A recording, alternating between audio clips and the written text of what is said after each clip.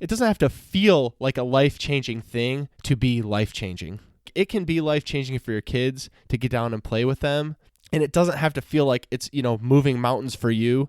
It makes the hugest difference in your kid's life. Hi, I'm Brandon. And I'm Megan. And we're on a journey to improve our marriage, our family, our faith, our fitness, well, just about everything. Along the way, we might accidentally give a tiny bit of solid advice, so join us as we chat each week. Welcome to the Fools in Love podcast. Hi guys, welcome to episode 6, where we're talking about focusing on the family. Now, I know, everyone's always like, your relationship should be the number one priority, and the kids are second. And I do agree with that. But right now, we're in a place where our kids are young, date nights are few, and we just do more as a family right now than as a couple.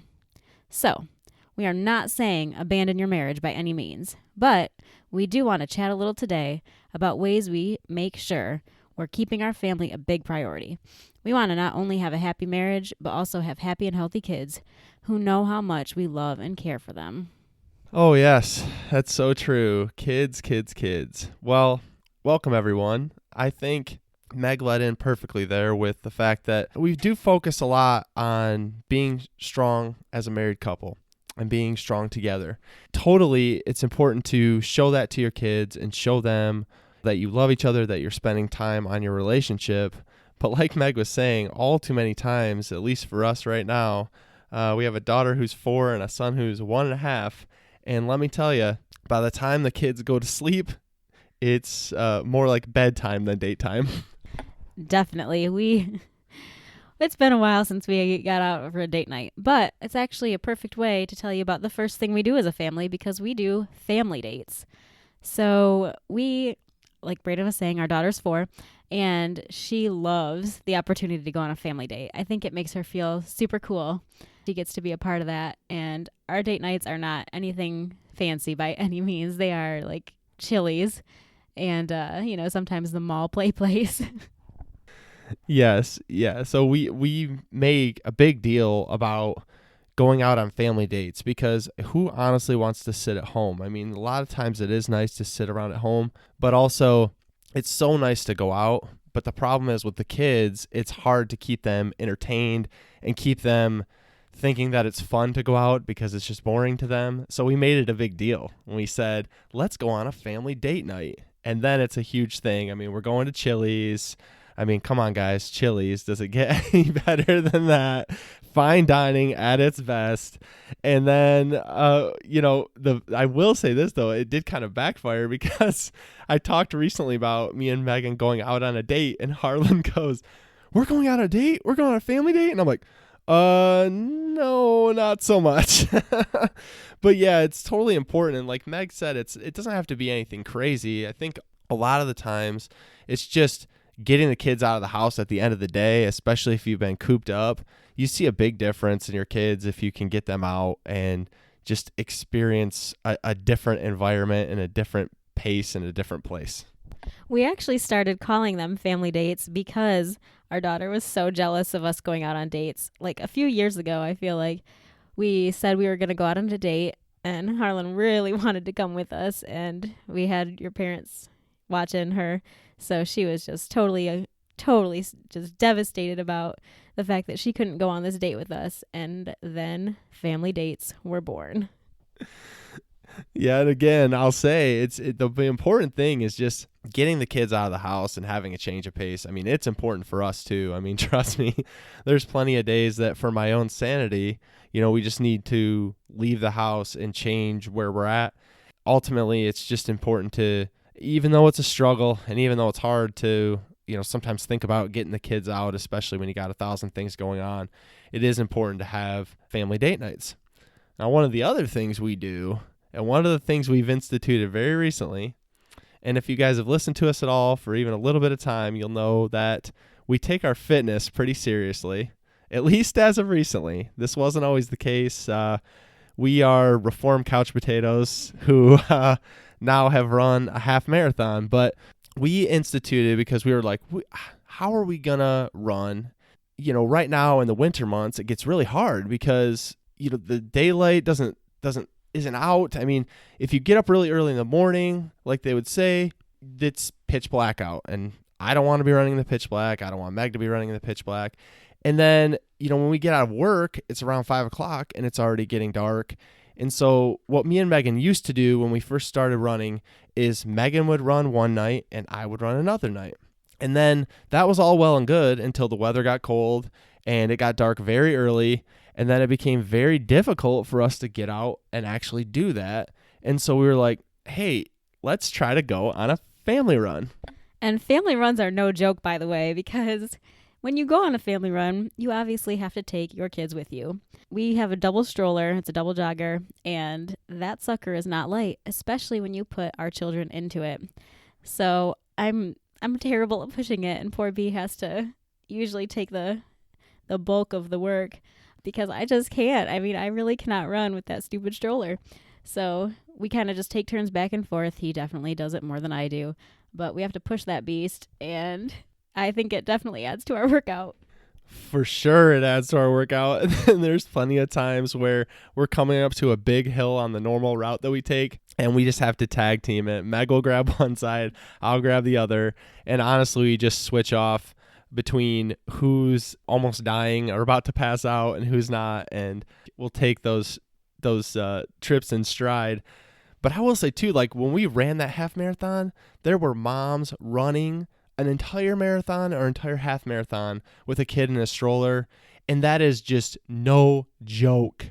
Like, I don't understand. It is so hard to do it anyway, but if you want to build up your endurance for a race like that, just run with your kids in a jogger, because by the time you get to race day, if you drop your kids off and you're not running with them, it's going to be so easy. But one of the most important things for us too with that is, running is important to us and being fit is important. And I think it's important for your life, your health, your mindset, everything. Just getting yourself out there and being fit. And I get everyone is going to say that they're not interested in going running. Okay, well, it doesn't have to be running. It can be anything. But running is just something that me and Megan enjoy. And I use that term very loosely because to say we enjoy it is a stretch. We enjoy it after the fact. I will say it is nice to get out when you're doing it by yourself, and we enjoy it after the fact once we've said we've done it, because honestly no one can take it away that you have done that. But it's something that we can tolerate doing that is good for our health and good to mirror for our family. Because one of the things we show on these family runs, and I think Meg would agree, is we're showing the kids how important fitness is. Yes, I was just going to go there, actually. So it's funny you said that, but we love that the kids get to see us do that. I mean, they know, obviously, when we're leaving for a run by ourselves, but I think it's even cooler when they get to come with us because, especially Harlan, our 4-year-old, she really gets what's happening and thinks it's pretty sweet that she's invited along. And I hope that she takes that motivation as she grows and really wants to do something fitness related for herself too.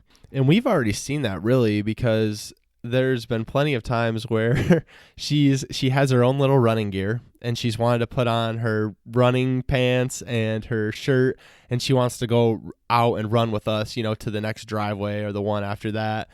And it's just a way really to get her outside and get our kids to enjoy being outside. I mean, honestly, it helps them to get the fresh air. It helps us because we're able to accomplish our exercise in a way that we wouldn't be able to otherwise. But it's a good way to get them out. Again, experience the outdoors, which I think we can agree all of our kids need a little more outdoor time.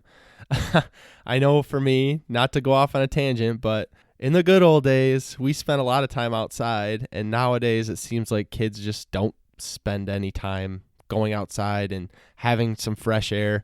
And honestly, everything shows us that sunshine, fresh air, it helps everything. So also they think they're super cool because we're listening to music. We have our jogger that we can hook our iPhone up to. We can talk. The kids sing, they play. They eat 1,000 bags of Pirates booty or goldfish or whatever the cuisine is of that day. And the most important thing is it's instilling the value of exercise, and it's showing them that it is an important thing in your life. I think we can all agree that that's worthwhile. The other thing that we do with our kids, kind of going with the outside theme, is that we play with them. And maybe this isn't true for you, but we seem to notice that when we go to the park with our kids, there are just tons of parents who are sitting on the bench, on their phones or whatever. And that's just not how we roll. I mean, I'm sure there's a million reasons why you would do that, and that's totally fine if that's you.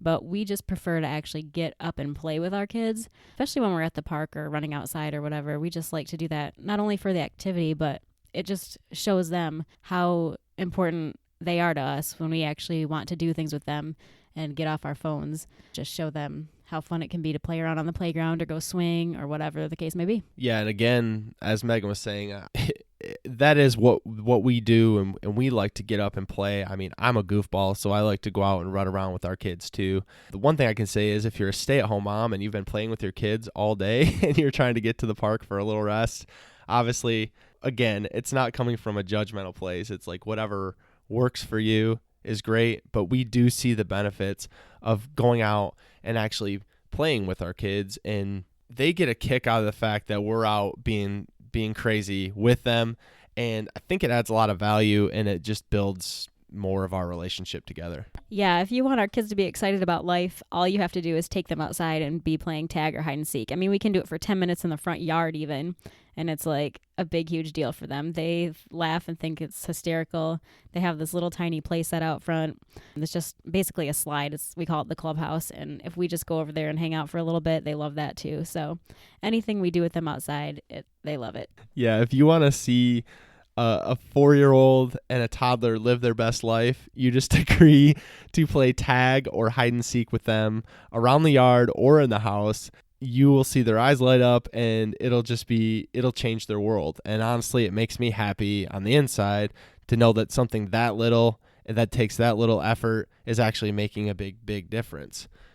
And that goes to the next point too. We do try to get them outside, but we also play indoors with them. There's plenty of times where you'll find me or Meg playing Barbies, playing the food truck. They have this Fisher-Price food truck, which is really cool. I'd highly recommend it if you have younger kids. This is not a promo for it or an endorsement, but I do get no profits from this. But but I do actually think it's a great thing. It helps the kids to role play, and they really have a lot of fun with it. But we do try to play with them inside too. I mean, not the whole time. I mean, there's plenty of times where we have them go do something by themselves. I mean, obviously we all have to get things done. But I think the biggest point here is it's just the little things that are making a big difference. It doesn't have to be life-changing. I guess I'll say this. It doesn't have to feel like a life-changing thing to be life-changing. It can be life-changing for your kids to get down and play with them. And it doesn't have to feel like it's, moving mountains for you. It makes the hugest difference in your kid's life. Yeah, the biggest example I have of this one is just that if Harlan in the morning asks me if I'll play Barbies, and I tell her, like, I can't right now, but I'll play with you tonight after your brother's in bed. We'll play for a little bit after he's in bed. And she will look forward to that the whole day. I mean, the whole day she's talking about it. She can't wait for it. And then the second it's getting close to his bedtime, she starts asking about it. And I have to remind her, it's almost time for Buddy to go to bed, and then we'll do it. And she gets so pumped. So it's 10 minutes of my life, and it sustains her for a whole day. So that just shows you that it's not like, we're not sitting there playing with our kids 24 hours a day, but when we do take that little bit of time, it makes a huge difference. Yeah, we also, one of the fun things we really like to do with the kids too is to play board games. It's a really easy way. It's a very easy way to learn new things. It's a very easy way to play. It's something that's really enjoyable for us. I mean, you'll find us any given nighttime, usually after Maverick's in bed. I mean, he's 1.5, so he's not really playing a lot of games. But me and Harlan will get down with some Guess Who, Chutes and Ladders, Candyland. What else am I forgetting, Meg? Oh, gosh. The surprise slides game. And I think you hit all the big ones. Hi-Ho Cheerio. Yeah, so we really enjoy taking the time to actually play with our kids, too. One of the things I did want to say as I'm just thinking out loud here is a lot of you might be coming from a place where your kids aren't as young as ours, but these things and spending the time with your kids is still something that I highly recommend. Think back to your childhood. Even when you were older and when you were too cool for school, it still was really cool to have your parents give you some attention and actually pay attention and be interested in what you're interested in. And it might not be games, and it might not be, playing outside when they're a teenager, but it easily could be something that they're interested in, something that you're interested in, that you'd like to show them, something that you enjoyed when you were younger. Kids love that. Even though they put up a front that they don't think it's cool, or they think that you're just lame or whatever, if you think about it, I think you know that when you think back to the time when you were a teenager, it was also nice to have those moments with your parents. Yeah. For me, I know that when I was growing up, my mom would take me and my sister, and we would just go on like our Saturday dates. We would hit up Target, hit up the grocery store, do nothing of real importance, but I still remember that. And when I am able to see my mom and my sister and I don't have the kids with me, that's what we like to do still. We still want to go look around Target and go get groceries and hang out at home after that. The other thing we like to do with the kids is we love to read with them. Our son is still pretty young to be a lover of reading, so hopefully that changes as he grows up a little bit. So a lot of this is stuff we'll do with our daughter. Because I love to read so much, I really, really do want the kids to love it. So the best way for me to introduce them to reading is to try to make them read with me all the time. Yeah, so every night, I mean, after we put Maverick to bed, we have a whole bedtime routine with Harlan, but we actually will read to her. A lot of times we'll let her pick books. Sometimes we'll try to pick books. One of the things I'll say is we pick books out as a family when we're buying books too. Like Harlan has her Scholastic, or we'll go to the bookstore and she'll see books that she likes. And that's important too, to pick out things that your kids actually enjoy. I remember when I was a kid, I always enjoyed reading. I always did. I remember from a time when I was really young, I enjoyed reading. I enjoyed having people read to me. But then there was a time when I went to school and I was told what I had to read, and it wasn't things I was interested in. And it makes a big difference if it's something that you're not interested in. If it's something you are interested in, you're going to be excited about it, and you're going to be excited about doing it. And that goes for anything else in this world. But when you're reading, it's also important to let your kids pick out the books and have some input at what you're reading. And now look at me. I'm on a challenge where I'm reading 100 books this year. 14 books in, Meg. 14 books in. 14% done. I am so proud of you. That is amazing. So kind of speaking about reading, we also will do devotionals as a family. We right now are doing a Veggie Tales devotional that Mimi got for Harlan. We really think that's a cute and simple devotional. Doesn't go over her head or anything. So that's been really valuable for us as a part of our nighttime routine too. Yeah, it's so important. Again, we've talked before about values, but instilling those values in our kids is highly important, and the devotional just helps bring it all together. I mean, me and Meg are doing personal devotionals, so it's real easy to lead in with that, and Harlan thinks it's really cool to be able to do her own devotional because that's something that we're doing. One of the biggest goals is to make our kids know Jesus, and we want to make sure that we're constantly keeping Jesus in the front and center of our home. And so the easiest way to do that for us is obviously to share our personal stories with our kids as much as they can understand, but also using a child's devotional. And they're so good, and they've come such a long way recently, where there's just so many opportunities to be able to talk about the gospel in a practical way for kids. Yep, and her favorite ones are the ones where they ask questions. She's always like, oh, does this one have a question? Because she really loves to answer the little prompts that they have in them. And then going along with the kind of Jesus theme, we also make sure that we pray as a family. And along with talking about Jesus, we also make sure that we pray as a family. I think the biggest time that we do that would be before meals. Harlan will have she has sort of a list of prayers that she likes, and she'll always ask someone to pick. And then we pray together as a family. And even though Maverick's too young to actually know the whole prayer, he will try to sing and say it along every single time. Yeah, and that actually leads into our next point, which I think it's really important, and I get it can't happen every night. Before I even say it, I already hear the excuses coming out in your brain, but family dinners. Family dinners are so important, and I think that's kind of gone out the window recently, but I remember growing up as a kid, my family got together every night, and we had dinner together. Talked about our day, and sometimes we wouldn't talk at all, but we were all together. And I think it's really important to at least make that time. And I get it can't happen every night, and for us, we try to make it a priority where we can do it as much as possible, but just try to make it happen a couple times a week even, or even one time a week, just to make it start, because I think it's easy to get lost in the day-to-day and then kind of forget about checking in with your kids and where they're at, because we have so much stuff going on as adults, and we forget that they have their own world that's going on and they also need us. And so again, as little as your kids are or as old as your kids are, they still need you. I still need my parents. I still need their feedback. It doesn't go away. I think even when you're an adult and you're making a lot of your own decisions, there's still times where you're going to go to your mom or your dad or someone you trust and ask them, for their feedback. And again, it all goes back to the dinner table. If you're sitting around the dinner table, it's an easy time. It's light. You're eating, so we're all happy. And you're, just talking about your day. It's just, you don't have to force it. It's just something that kind of comes out naturally. Definitely. We have some times where Harlan will want to tell us every single detail about every single thing she did in the whole day. And other times she'll just say that her day was good and we'll kind of move on to other topics. Either way, she has the opportunity during dinner to tell us anything she wants to and whatever her mind's been on. Yeah, and that leads us to one of our biggest points in all of this, which is put down your phone. And I know how crazy that sounds, especially because you're probably listening to this podcast on your phone right now. But when you are with your family and you're having family time, it's important to put down your phone. And I'm honestly one of the worst people at this, and I'm trying to be better. I'm so trying to be better. I know Megan is too, but it's so easy to pick it up. And I mean, I don't know the recent statistics about how many times we pick up our phones in any given day.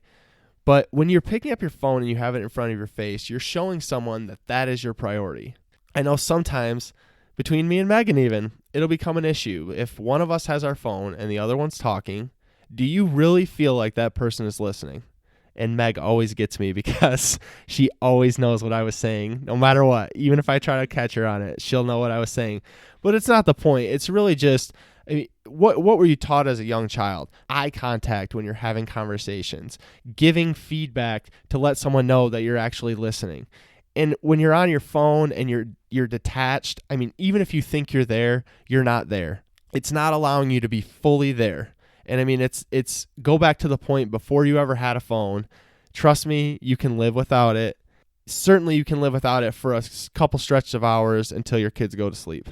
Yep. And even though I do know what he's saying, as in I can repeat what he just said back to me, I will say that I can't form a good thought around it. It's not like I can respond right then with some insightful remark or anything. I'm just regurgitating what he just said. So there is value in putting down the phone and actually hearing what that person is saying so that you can respond appropriately instead of like, which is what I'm doing if I have my phone in my hand. It's just a funny story too. I always find it interesting because I always have my phone in front of my face and it's always sitting near me, right?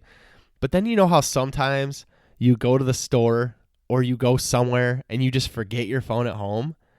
And then magically, when you get home, well, first of all, when you're out, you feel completely naked without it. It's like, how am I living without it? I keep feeling for it. And that's how you know you're addicted to something, by the way. I'm feeling for it when it's not even there. Okay? Seriously. And then you get home and you've missed it for hours. How you've longed for it. And you pick it up and there is not one thing on there. Nothing. Not one thing has happened. Not one person has called. Not one text has come through. Not one alert has come through. And it's like, what were you really missing? What were you really missing?